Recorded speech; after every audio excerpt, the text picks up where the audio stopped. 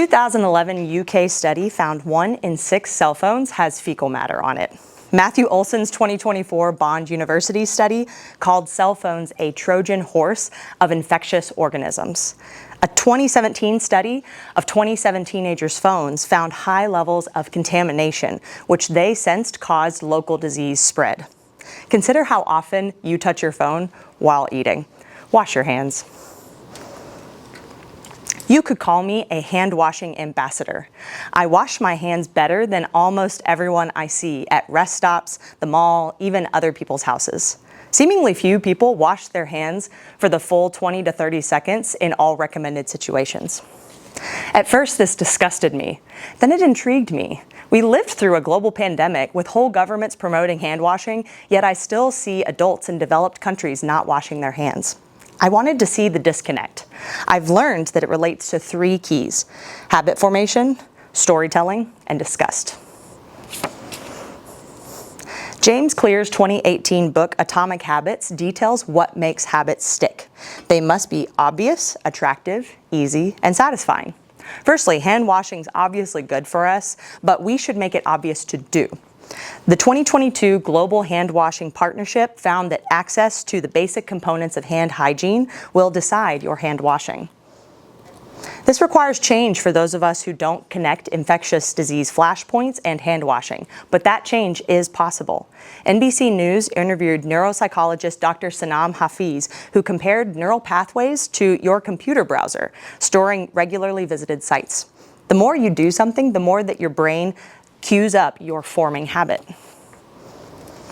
Secondly, habits need to be attractive. A large 2007 study in Korea found that while over 3/4 of people knew hand washing's importance in fighting disease, 39.6% were not accustomed to the practice, and 30.2% found hand washing annoying. Time to fix the annoyance of hand washing by making it attractive.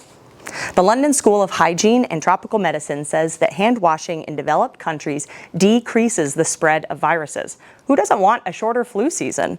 A 2018 study from the WHO's Jennifer Wolfe noted that about half of people in developed countries wash their hands after using the toilet. The University of Birmingham's 2017 study blames the problem on unrealistic optimism or delusional optimism. See improper bathroom hygiene as delusional, and maybe you'll see the attractive option of hand hygiene. The FDA's Dr. Teresa Michel says we can't advise this enough. Hand washing is simple, and it works. Thirdly, make it easy. In a bathroom with more than one toilet, have more than one easily accessible sink. With 3 sinks, have more than one soap dispenser. The Global Hand Washing Partnership says to make the so-called determinants of hand washing convenient for those crucial moments. Fourthly, make hand washing satisfying. Find joy and empathy, thinking of others before yourself. A 2020 study in Brazil noted that the conscientiousness level of participants, how much they think of other people's needs, indicated their likelihood of hand washing. According to the National Institute of Health, cognitive psychology provides 2 more pieces: the effort paradox, seeing a task as both costly and worth it, and the martyrdom effect, seeing something that requires sacrifice as more appealing. Imagine your satisfaction if you knew that you kept a stomach bug out of your home purely by your own hand washing. That satisfaction can motivate consistency. Now we're building our habit. However, we must address the stories that we tell ourselves also. Curtin University professor of psychology, Dr. Mullen, says there's a gender component. We typically don't see it as a problem in the male half of the population due to the perception that men are too strong to be taken down by microscopic germs. Dr. Mullen also notes the social aspect of hand washing. We usually follow what others do. She recommends an emotional connection to affect change in teenagers and above, but for children, make it into a game instead. Infectious diseases are a leading cause of under 5 deaths worldwide, according to UNICEF. You doing your part with hand washing can help. Even with all of these facts, I now see that knowledge will not drive behavioral change the most.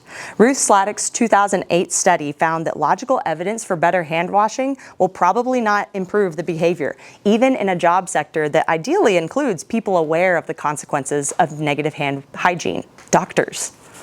That leads me to the strongest indicator for change in hand washing: disgust.